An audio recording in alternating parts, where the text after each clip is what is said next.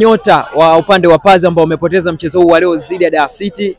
Kwanza pole kwa matokeo yao, lakini pia tuambie tatizo liko wapi moja kwa moja kupoteza katika mchezo huu wa siku hii ya leo?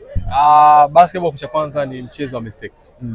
Pao unapokosea mwenzio akichukua advantage, anaweza akasababisha akachukua game. Na anasema control rebounds, una control the game. So tulishindwa control rebounds kidogo kota ya tatu, na hizo walipick rebounds nyingi, so wakawa na second chances nyingi, majaribio mengi ya kuweza kufunga.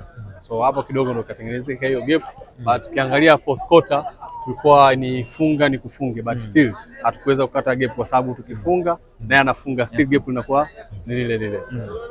Namna ambavyo ukitazama kota ya kwanza, kota ya pili mko mnaenda vizuri. Yaani wakishinda Dar City nyinyi mnarudi mnafanya vizuri.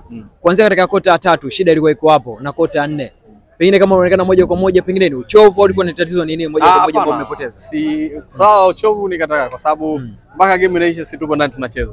Tulikuwa tumechoka tungekaa nje. Usei kwamba ndio hivyo kwamba kota ya tatu walijituma zaidi. Tulikuwa tunaitaka wakajituma zaidi ya sisi. So we played good, they played better. Kwenye defense, kwenye pick rebounds na nini. Game imemalizika hivi kwa kupoteza. Mnarudi tena katika uwanja wa mazoezi. Mnaenda kuboresha maeneo gani?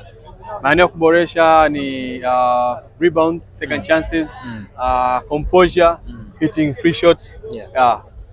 Leo jitokeza mashabiki wenu wa Pazi kuja kuwashangilia.